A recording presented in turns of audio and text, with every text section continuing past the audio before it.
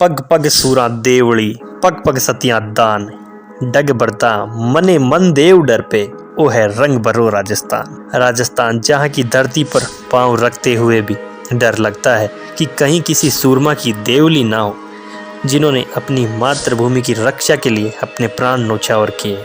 उसी राजस्थान की वीर भूमि पर है चित्तौड़गढ़, जिसका किला साक्षी रहा है इतिहास की उन लड़ाइयों का, जिसका इतिहास पढ़कर आज भी खून खोल उठता है और गर्व होता है हमें हमारे उन योद्धाओं पर। चित्तौड़ के किले के इतिहास के दूसरे भाग में हम जानेंगे चित्तौड़गढ़ इतिहास के हमारे इस दूसरे भाग में हम जानेंगे चित्तौड़गढ़ किले में हुए 3 बार की जौहर ज्वालाओं के बारे में। जय माता जी की दोस्तों, स्वागत आपका गाता है स्वाभिमान के। साका वह कौन सा तत्व था जिसके कारण साका करते समय मृत्यु भी मानो एक उत्सव सा प्रतीत होती थी।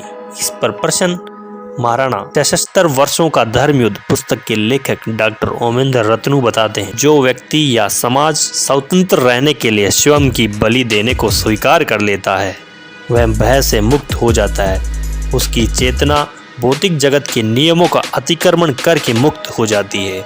मृत्यु ऐसे समाज के बच्चों का खेल बनकर रह जाती है। यही घटना साका, जौहर या केसरिया का मूल आध्यात्मिक आधार थी।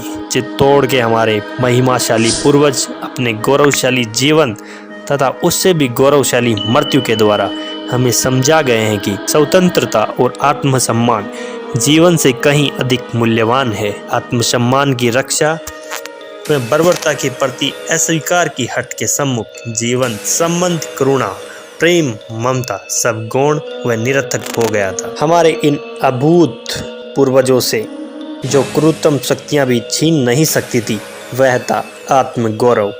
उस दिन जौहर की उड़ती ज्वाला में जो अब सुरक्षित था, अग्नि की ज्वाला में अपना जीवित शरीर समर्पित कर देना किसी भी प्रकार से सरल नहीं है।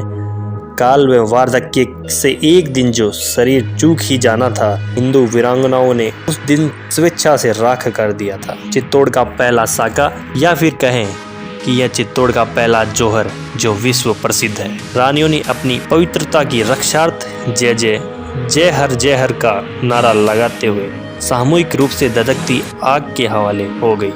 चित्तौड़ का पहला साका या जौहर 26 अगस्त 1303 के दिन हुआ, जब चित्तौड़ की महारानी पद्मावती ने 16,000 अन्य हिंदू वीरांगनाओं के साथ मेवाड़ की आन बान और शान के लिए स्वयं को अग्नि के हवाले कर दिया था। चित्तौड़ का पहला जौहर या चित्तौड़ का पहला साका के पीछे एक बहुत ही दिलचस्प कहानी है।